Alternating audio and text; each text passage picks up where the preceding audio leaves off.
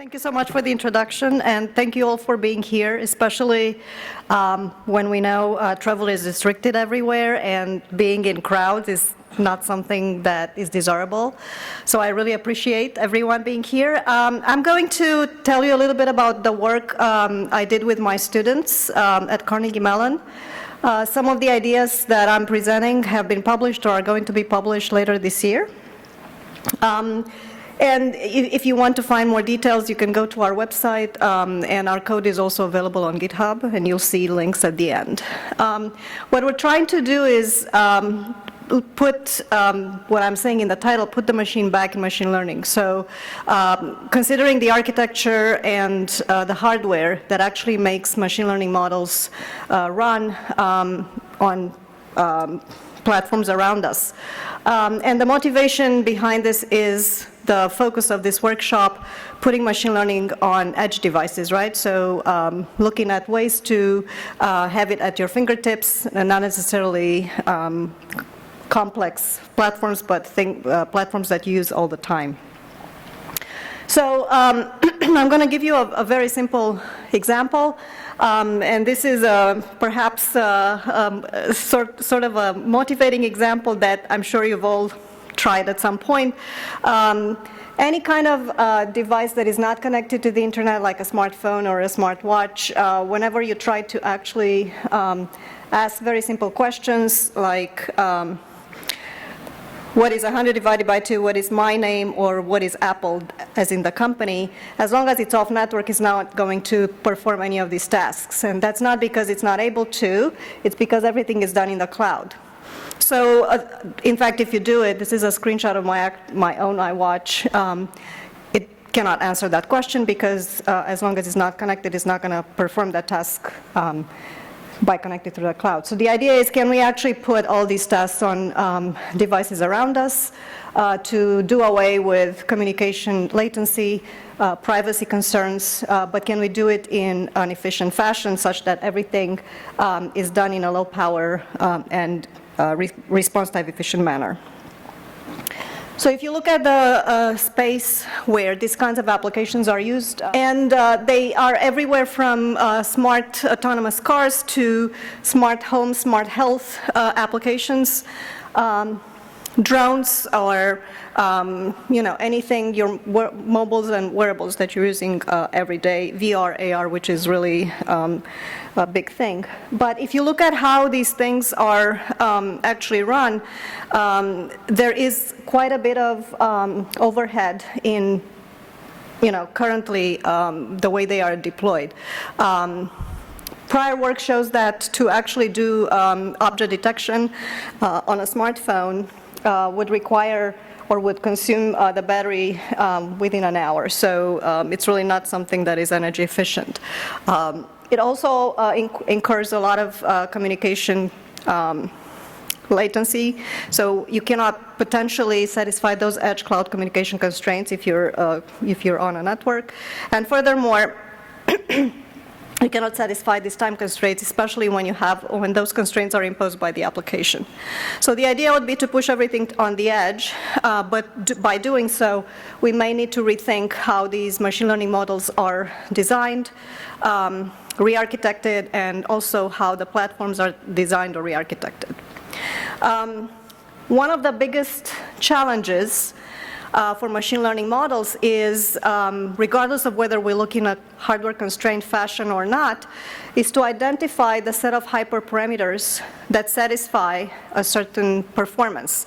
And by performance, typically in machine learning, we mean accuracy.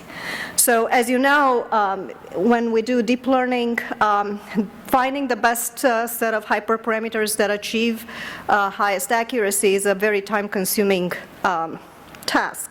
And you've heard earlier today about neural architecture search. These things are complex optimization problems. The search space is huge, and the number of parameters is also large.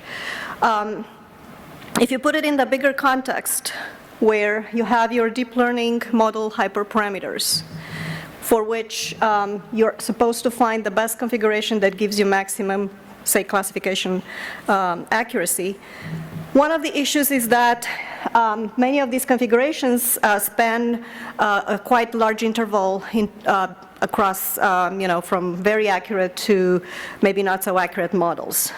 And this is already complicated. But if you add an additional constraint or dimension, for example, energy consumption, the problem becomes even more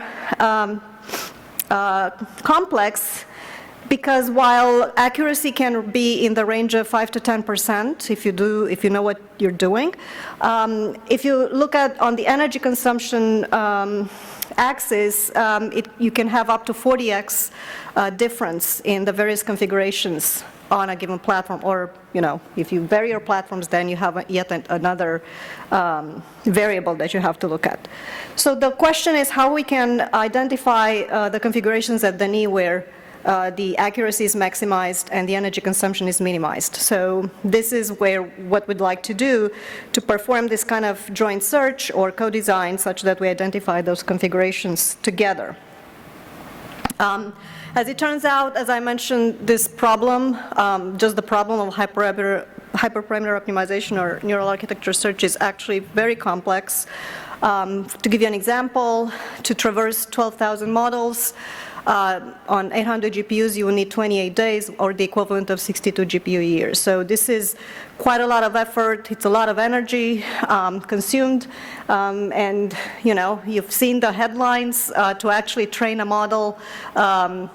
Beyond actually finding the model, it takes even more. You have to quantify that, or you can quantify that in how many round trips you can take East Coast to West Coast on a plane, right?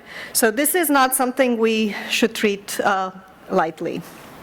Now, if you put it in the right context, what we'd like to do is have both practitioners in machine learning as well as hardware designers look together at this search space. So you have the design space for both the machine learning model as well as the hardware, and incorporate their hardware constraints. So you might have response time constraints, latency constraints, energy constraints, maybe memory footprint, storage.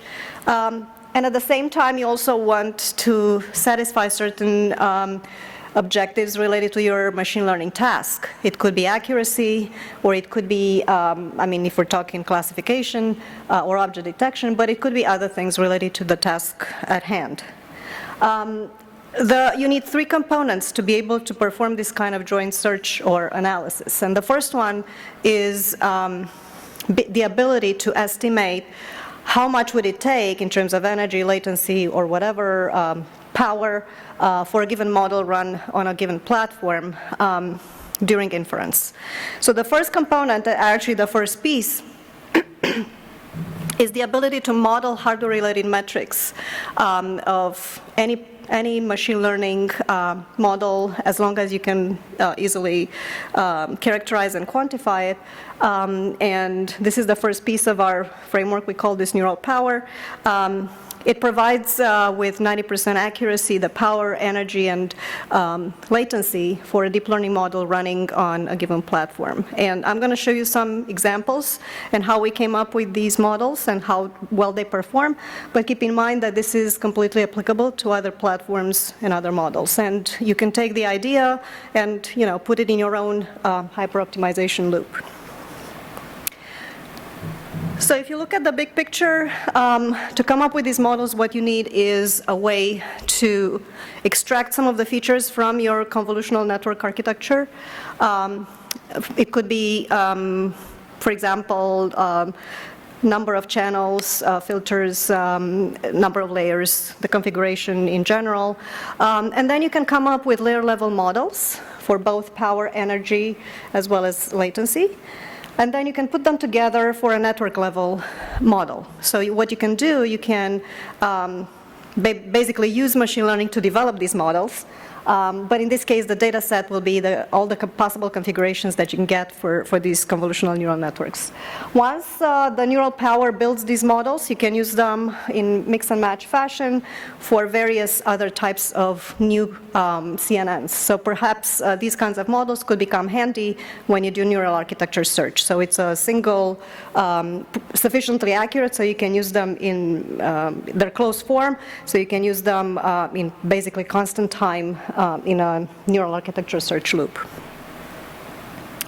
To give you an example, the network level models assume that the total energy is the product of latency and average power, and then latency is basically a summation of all the latency, layer level latencies, and power is the average of the averaged energy as we all know by definition.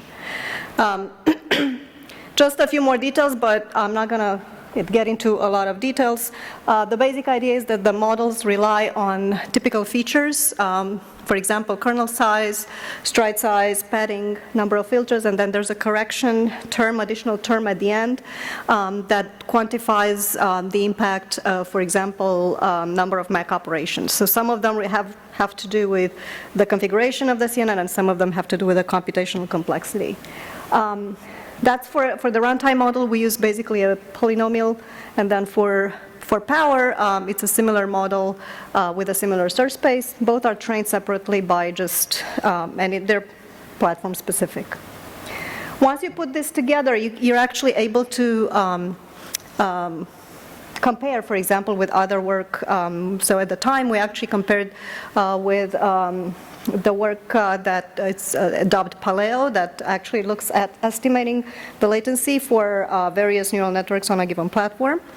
And compared with that, we are much better in terms of root mean square percentage error as well as absolute error, if you can look at the numbers. For power, there was at the time no other comparison, so we were really happy that we got pretty good accuracy, 90% accuracy for these. Perhaps accurate, the way or the actual numbers are not as important because what we actually wanted to look at is how can, say, a machine learning developer might use this. So we think the breakdown, for example, for latency or power is more important among the various layers. You would like to see where is the bottleneck in the computation. Perhaps I could make that more efficient, or where is the bottleneck in terms of power, so I can make that more power efficient. And as you can see here, indeed, let's see this, I don't know if I have I can't point, but as you can see here, these are examples for VGG16, but we have for other networks as well. When you do the breakdown, the actual runtime measured compared to neural power is actually very close, and the overall ranking is maintained across various layers. And this is really important because compared to Pelayo, that thinks, for example, the fully connected layer 6 is not a bottleneck, but in fact thinks these other layers are bottleneck in terms of runtime, that would be the wrong decision to take when trying to optimize. For power, we have a similar breakdown, and indeed the overall ranking of most power consuming versus the lightest is maintained when you look at the actual numbers versus the predicted numbers.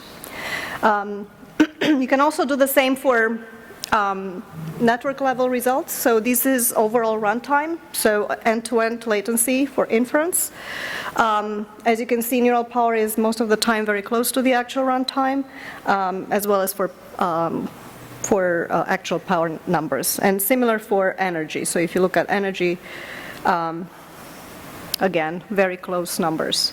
So this shows that we have the ability to characterize in simple closed form fashion latency, energy, power, and they could potentially be used in a closed loop to identify the best convolutional neural networks that fit whatever hardware constraints you might have. But the question is, to perform that search, if you look at this particular area here, This is a very large search space. This is a cartoon, but this is a very large search space, and to find these configurations that satisfy your accuracy and minimize total energy or minimize latency is really, really difficult. So we thought about how we can actually perform this neural architecture search more efficiently. So we can identify these configurations fast and bring down the cost from I don't know how many GPU years to a matter of hours.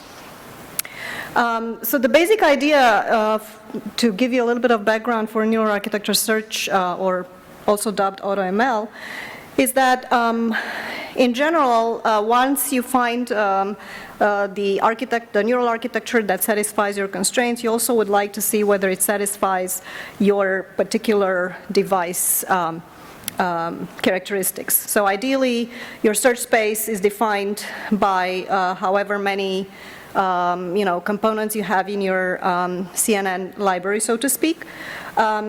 You would like to be able to say, okay, I want to do this AutoML for a mobile device that satisfies certain constraints such that when I run it on a mobile device, I'm going to not exceed the power budget, not exceed the response time, and perhaps fit in some sort of storage constraint. The second piece beyond the search space is the formulation. So how do we do the search? And you've seen earlier that there are multiple ways to do this. You can use reinforcement learning. You can use differentiable search. You can do evolutionary search. And finally, you need a way to quantize, or quantify, not quantize, quantify whether your solutions are good from a hardware satisfying perspective. So one issue is that NAS is expensive to start with. So when you put the additional constraint of, okay, I need to check for all these hardware metrics, it becomes even more expensive. So one way to address this so we had to do two things. One was the characterization and coming up with cheap models, just like you've seen in the previous portion. And the second one was look at how we can streamline the search space and the architecture search algorithm to be able to perform these orders of magnitude faster. And our baseline is a differentiable neural architecture search engine. And to give you a little bit of background, in differential architecture, neural architecture search, you have components. For example, you might be able to select between conv 3x3, 5x5, or 7x7. And that is basically described in a so-called supernet, such that each path, once selected, determines one configuration, right? So you're going to have an exponentially large space where each of these components can be selected among whatever the search space is. Then to make it differentiable, each of these selection variables is translated into a threshold kind of variable that is differentiable, and then you just use your favorite, for example, SGD algorithm, and then you find the best that satisfies accuracy as well as hardware constraints. However, this is combinatorial large, as I mentioned. The space is exponentially large. And then if on top of it you put the hardware constraints, it becomes even harder. So what we decided to do is to merge everything in a superkernel. And instead of defining the selection problem as an exponentially large selection problem, we only need to know whether we are going to select the 3x3, or we also need to select the outer layer to get a 5x5, or we need to also select even the outer layer that takes us to 7x7. In theory, it's the same thing, but because we are sharing all those parameters that we've identified, the problem becomes more efficient to solve. So this differentiable search relies on an encoding, so to speak, that allows you to do single path designs, or to use a single path design space. So if you want a parallel, it's like moving from a binary decision diagram search kind of a So from like a Shannon decomposition to a moment-based decomposition, it's the same thing, but it becomes more efficient when you look at it differently. So here's an example how you make kernel decisions differentiable. You have your superkernel that can select between a 3x3 or 5x5 for simplicity. So a 3x3 means I always select the 3x3, but I do not select the outer layer. A 5x5 means I always get the 3x3, but I also select the outer layer. And then you have your decision variable that says you use the outer layer or not. And by using group lasso, you're able to make it differentiable and put it in your cost function. Similarly for channels, for example, if you wanted to have the channels or all the channels, everything turns into, again, a differentiable formulation. And we do this for all pieces part of the search space. We also support components that you'd find in, for example, in MobileNet v2, v3. So we have, in addition to kernel size, expansion ratio, SE ratio, and skip once and things like that. So everything is included in this framework. When you put everything together, your loss function incorporates the cross entropy, which is for accuracy, but it also includes a weighted term for runtime, and you can also adapt it for energy or power. So what we did, we looked at Pixel 1, which was the platform used for much of the other work in this space. And we developed this, we trained these models. They were pretty accurate to find latency for these components, part of our search space. The power models and the latency models were very accurate. This is an example for runtime. And then we basically used the differentiable search algorithm to identify the best latency satisfying configurations. And what you have here are, on the right you have the standalone NAS approaches that satisfy this latency constraint. On the left you have the MobileNet v2, so those are manual configurations that satisfy the same constraint. And you can see the difference in accuracy. That's why the search cost for the manual ones is 0, because, or actually it's not 0, but they're not the result of a neural architecture search. You also have multipath NAS, so this is where the differentiable baseline darts is. And then our approach actually pushes accuracy to the highest level while also reducing the search cost by orders of magnitude. So the accuracy in this particular case was 75 or 62% higher than MobileNet v3, MobileNet v2, satisfies accuracy, and is also better than, much faster, and also better in accuracy than all the other NAS approaches. So more than 3 orders of magnitude faster. So, okay, now we were able to find constraint satisfying configurations that are actually pretty accurate. What else can we do? So I'm going to give you 2 more ideas about some of the things we can do, and those have to do with quantization and pruning. Our approach to quantization is to use a limited number of ones in representing weights, and we call these LightONIns. And also, if we allow them to be flexibly assigned to the number of bits, we call them FlightONIns. And for pruning, we use a layer-wise global ranking for filters, or for filter importance, that allows us to do that global ranking once, and then depending on the threshold for overall model cost, size, flops, or latency, we're able to say which of these filters should be pruned and which ones should not. So about the first idea on lightweight neural networks or LightONIns. As you know, full precision implementation on typical platforms require quite a bit of computation and storage. There are ways to make these implementations very low cost. We can even binarize them, so the weights don't have to be even any number of bits. They could be just a bit plus that tell us whether it's a plus minus 1, and then the cost of implementing those is very, very small, but of course there is an accuracy loss. What we decided to do is fill that gap between binarized and full precision networks by allowing the use of multiple 1 bits in the representation. So we call these LightOnin 1 uses a 1 bit. So basically a MAC operation becomes a shift. And LightOnin 2 is a combination of 2 shifts and an add, because it relies on 2 bits being represented. So when you look at this gap, by just allowing for these LightOnin 1 or LightOnin 2 to be selected depending on your needs, you're basically able to push this Pareto front towards lower cost implementations and higher accuracy. If you look where BNNs or binarized neural networks would be, they would be obviously much lower power, but they would lose accuracy. So the ability to walk this Pareto front is valuable to both developers of machine learning models as well as hardware designers.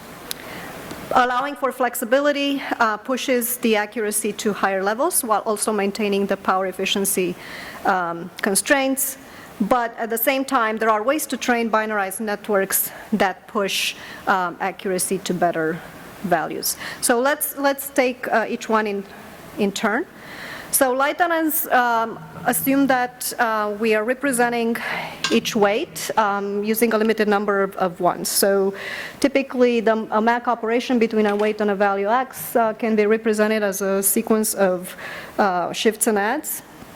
But we constrain the number of 1 bits, so the number of shifts that we do to k.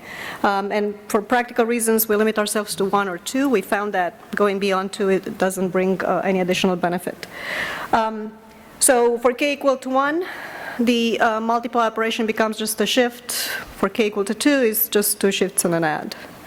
In other words, if you look at how these things are happening, instead of having a multiply accumulate, a full precision multiply accumulate operation, you just have a few shifts, a handful of shifts, for example, for LightOnin 2 followed by an add, which is much cheaper than a full MAC operation. So this requires a different way to train these models, and as you can see here, we use rounding of the weights. We use stochastic rounding, which theoretically shows that the expected value of those weights is actually the actual value of the weights. So in theory, if we do it a sufficient number of times, we should have 0 error. And then, so in the forward pass, we do the quantization, and then in the backward pass, we revert back to the full precision weights. Eventually, everything that is stored are weights that use just 1 or 2 precision, 1 or 2 bits. So how good is this? So if you look at some very simple examples, this is MLSys and Cypher10, and we also have ImageNet. We're able to, so LightOnin 1, 2, LightOnin 1 and 2, as well as LightOnin 1 and 2 bin, meaning that just like binarized neural networks can binarize both weights and activations or not, so you have binary connect and binary net. Similarly, we try to see how well we do compared to those kinds of work, and as you can see, the accuracy, the binarized networks here actually lose quite a bit of accuracy. Binary net is also pretty inaccurate. By the way, this is not accuracy, this is error. So lower numbers are better. And as you can see, the LightOnin 1 and 2 recover much of that, and they are the best across the board. Not only that, if you look at how they compare overall, here you have 2 charts for MLSys and Cypher10. These are all the configurations. Red corresponds to LightOnin, blue corresponds to conventional networks, and the triangles correspond to Pareto optimal configurations, meaning that they are on the front in terms of test error and normalized energy. You can see that we do have the ability to get to orders of magnitude better energy efficiency at basically no loss in accuracy. And by the way, this is log scale for energy, so this is quite a bit of reduction. So then we said, okay, can we actually push this accuracy further down? So we want to maintain energy efficiency, but we also want to make it more more accurate. And then the idea was to allow for flexibility in choosing the LightOnIn 1 or 2 configuration. Each of these 2 configurations, this one and this one, assume that all the weights satisfy this kind of representation, either 1 or 2, 1 bit, 2 powers of 2. But there is no reason why we need to do that. In a flexible fashion, we can actually recover some of the accuracy loss. So the idea is very simple. Instead of using a fixed K for each of the filters, like in a LightOnIn 1 or a LightOnIn 2 representation, we allow for these to be selected during training. So you have the ability to select between a LightOnIn 1 or a LightOnIn 2 representation, and you learn that while you train. By doing so, you're able to recover a lot of the accuracy. In fact, if you look at these numbers here, the LightOnIn, which is the green, can push the accuracy by 1%, which is huge in machine learning terms, while still keeping the same storage. The final question we wanted to answer is whether we could recover the accuracy loss for binarized neural networks. And so we had to look at the reasons why these are not accurate enough. And the reasons why they actually drift in terms of accuracy have to do with degeneration, saturation, and gradient mismatch. Once you identify these, then you can pinpoint to a solution during training. And the idea was to adjust the regularization process during training to shift the distribution to the 25th to 75th percentile. And if you're interested, you can check our CVPR paper from last year. We did this in a differentiable fashion, so again, we use group lasso. And the results actually are very good because we are able to, if you look at the top 1 and top 5 accuracy, we are recovering quite a bit of accuracy here. For example, these are existing binarized neural networks, and on top of that, we change the way training is done by using our regularization loss, and we can recover up to 5%, 6% accuracy. Now, suppose we are done with everything that quantization can do for us. Is there anything else we can do? And I mentioned pruning. Pruning, I mean, you're probably bored with pruning. Pruning has been beaten to death. What is left? So one idea, and I'm sure you know, once you do pruning, there is some accuracy loss, so you have to retune, right? So you need to fine-tune it back to recover some of that accuracy. This is a complex and slow process. So the basic idea was, okay, can we actually look at the search space where you look at the computation or the cost for your machine learning model. And depending on your platform or depending on your constraint, can you actually decide without having to do this pruning, or sorry, to do this fine-tuning, where do you need to stop, or where do you need to continue pruning, and what layers do you need to do it for? So first of all, do we know how this curve looks like? And can we identify it once and use it everywhere? And second of all, can we do it fast, such that we amortize this cost over the use of multiple networks that you use over and over? And this is actually pretty relevant because doing pruning efficiently is very important. In many applications, we do not know a priori what is the target complexity or flop count or the accuracy of the task at hand. And you've seen earlier we had that the talk on from Peter Stone. This is a typical example where you want, in embodied AI, you want to know, or you want to do this repeatedly because you don't really know time to destination or the closeness to the destination, and these are variables. So the solution is actually to take this importance of the filters out of the fine-tuning loop. If typically you would do prune and then you would fine-tune continuously until you find the right convolutional neural network, what we want to do is identify this global ranking once, and then really quickly identify which of these configurations are good for your application at hand. The idea is very simple. We learn a global ranking for the filters to prune. And then once you have a computational, say, flop count constraint, you can do this simply with thresholding. So for example, if you have a ranking from low to high importance of these filters, if your threshold is at 80%, you know what to trim. If your threshold is at 30%, you know what to trim. So you do that once, and then it's really fast to identify the resulting network. The problem is it is a hard problem to solve. But we make the assumption that the L2 norms of filters, of filter weights, is a good measure, or can be used as a good measure to rank the importance of filters in an intra-layer fashion. So what we do, we learn this importance metric in a layer-wise affine transformation. So you basically need to know just the alpha and k coefficients. So if you have an arbitrary percentage of flop count that you want to satisfy, then the only thing you need to do is solve that optimization problem, which should be fast once you learn the alpha k pair, and then the only thing left is to fine tune, right? So you take that out of the loop. This works surprisingly well, so you're able to recover much of the accuracy loss, and you're able to do this faster than existing methods. So if you look at the flop count, ledger is best in terms of flop count, and is also best in terms of accuracy. And if you're interested, our paper will be published in CVPR this year. An interesting side observation is that there is almost a linear relation between latency and flop count.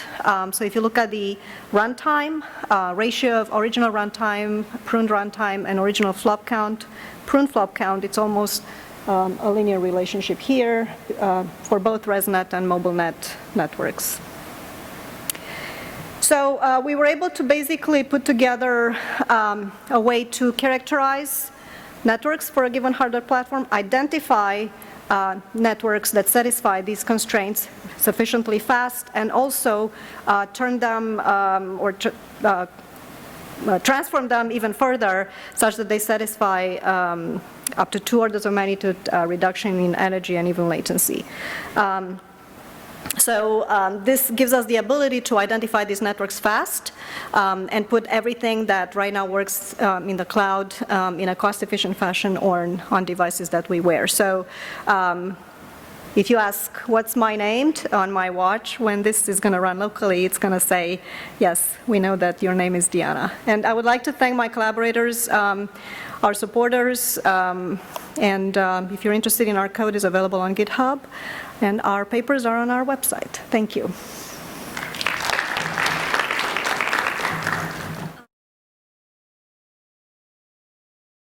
So for the neural power, I think that's very useful. Let's say you already have the neural power regression model. Now we have a new model and new data flow. So what should we do? Do we need to retrain the model? Mm-hmm. Could you share some detail? So you have a new platform or you have a new model? The platform is still the fixed one. Yeah. Yeah. Right. So the model is trained with artificially generated or synthetically generated neural networks. So as long as you have convolutional, the conv layers, the fully connected layers, pooling layers, you can put them in mix and match fashion, and the model is still going to work. We don't support yet depth separable convolution, for example, but we can train models for that too. So in case we add that or like skip connections, then you would be able to find power and latency for those kinds of neural networks as well. In terms of the 3 components that you've showed, so the neural architecture search, the quantization, and the pruning, which of the 3 makes the biggest difference? Mm-hmm. And maybe together with that, there've been a couple of talks on pruning, and that the benefits of pruning are to some extent, maybe because it's hard to compare, but it's questionable whether it's there. Mm-hmm. And I'd like to hear your opinion on that also. Yeah, so actually this is a great question. Perhaps they shouldn't be separated, because typically you start from a baseline network and then you either quantize or you prune. or you do both. So there is merit in thinking about do we need to start from a baseline, or do we want to put everything in this neural architecture search problem? I mean, you could search for many things. You don't have to search just for the conv 3x3 or 5x5. It could be, how do we represent these things? Are we pruning any of these filters?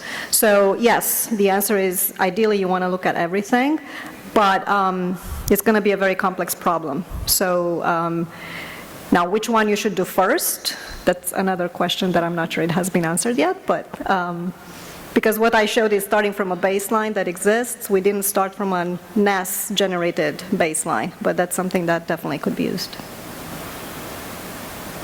Great talk. Can you give us some details on how do you provide the hardware model to your neural power framework? How you inform that process with the architecture of your hardware or whatever? Right. So for the first part, we actually have models for various GPU platforms. So if you have, say, a vanilla accelerator, for example, an ASIC accelerator, you will need to train that first. And we are in the process of providing some support for that. For the second one, we did it in the context of a given platform. So your models will have to be specific to that platform. Okay. So if you have another platform that we don't have, the same methodology can be used, as long as you have the same components in the neural network. And final question, can neural power be used like in an online fashion? Like after every iteration of training, can I just query to see how I'm doing in terms of energy and latency? Yes, or? So these are closed form expressions, so they're zero cost, constant cost. So you just, you plug your configuration feature numbers in, and then it gives you estimated power, estimated runtime. Thank you. Mm-hmm.